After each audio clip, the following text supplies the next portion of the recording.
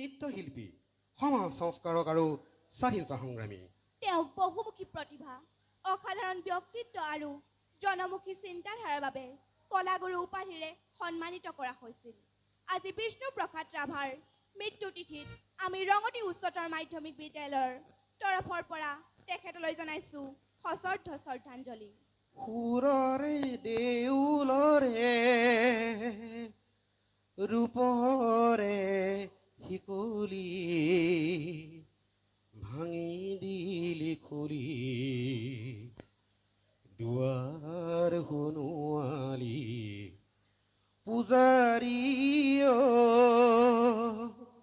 পূজাৰী সুন্দৰৰ পূজাৰী সুন্দৰৰ পূজাৰী সুন্দৰৰ পূজাৰী তেওঁৰ জীৱন দৰ্শন কেন্দ্ৰবিন্দু আছে মানৱতা, সাম্যবাদ, দেশ প্ৰেম, সামাজিক ন্যায়, সাংস্কৃতিক চেতনা আৰু ভূখণ্ডমুক্ত সমাজ গঢ়াৰ এক সপোন। তেওঁৰ গীতসমূহ কেৱল সুৰ আৰু ছন্দৰ সমাহাৰ নহয়, ই সমাজ জাগৰণ, জাতীয় চেতনা, মানৱ প্ৰেম আৰু বিপ্লৱী আদৰ্শৰ এক শক্তিশালী প্ৰকাশ। গীতৰ মাজেৰে জনগণক জাগ্ৰত কৰিবলৈ তেওঁ গাইছিল।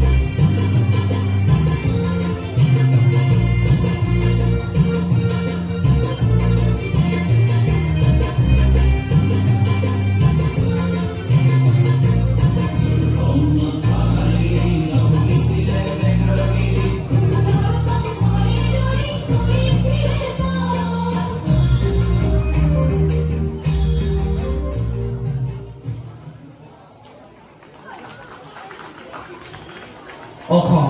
আৰু অসমীয়া তেওঁৰ আছে প্ৰাণৰ প্ৰাণৰ গানৰ গান ইচৰা আইন প্ৰাণ চঞ্চলা গাভৰু উদ্দেশ্য কৰি তেওঁ গাইছিল।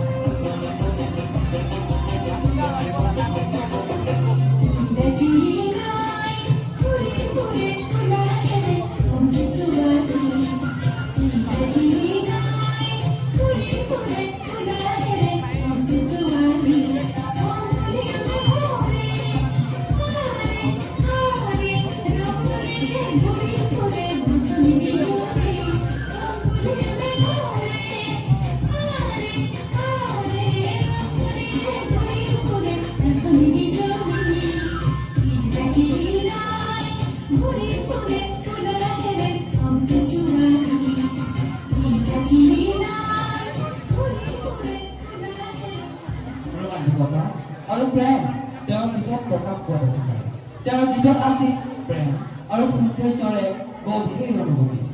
নতুন প্ৰজন্মক নিজৰ সংস্কৃতিৰ সৈতে সংযোগ স্থাপন কৰিবলৈ অনুপ্ৰাণিত কৰিবলৈ লোক সংস্কৃতি ভাষা আৰু সাংস্কৃতিক পৰম্পৰা জীয়াই ৰাখিবলৈ তেওঁ গীতৰ কথাৰে লিখিছিল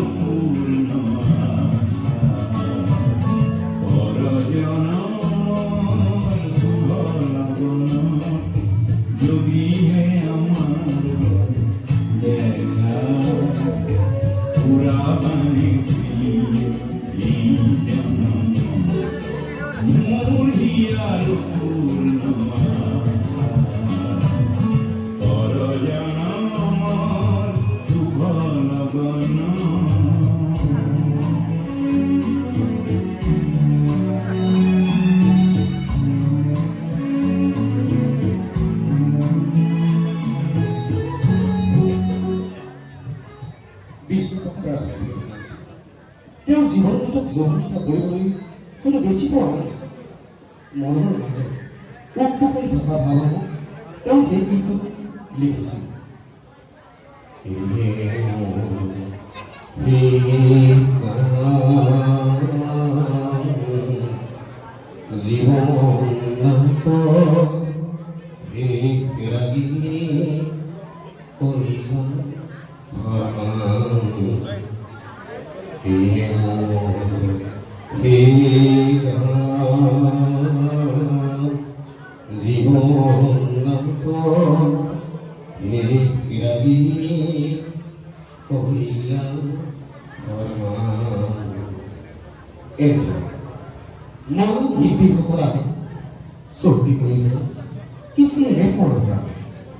তেওঁৰ গীতসমূহ বাজি থাকিব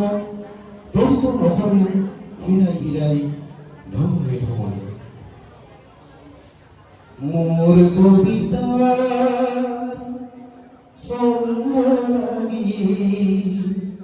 স্পন্দন তোৰ জাগেৰে স্পন্দন তোৰ জাগেৰে কথা মালিকা গন্ধ লাগি পুনৰ সপোন ভাগে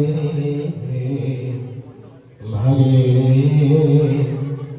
ভাগে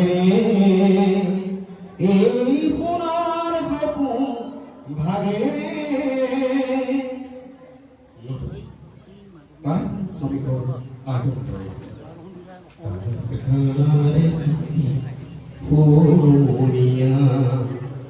কলর ঘর ঘর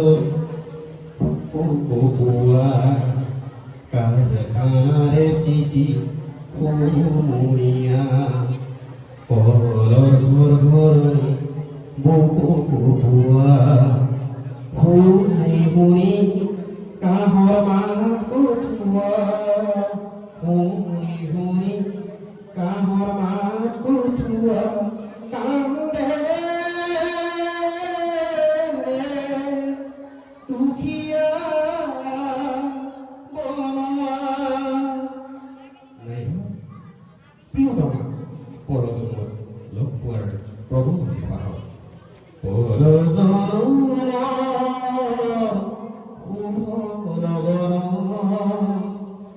যদি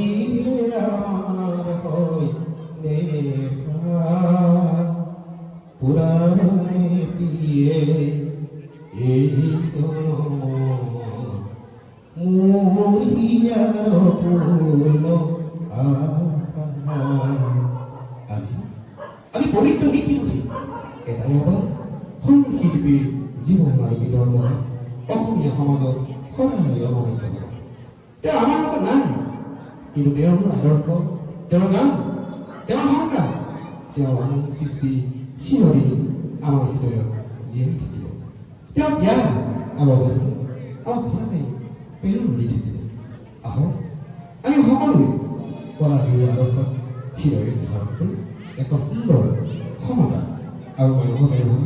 সমাজ গঢ়ি তোলাৰ সংকল্প কলা বিহু বিষ্ণু প্ৰকট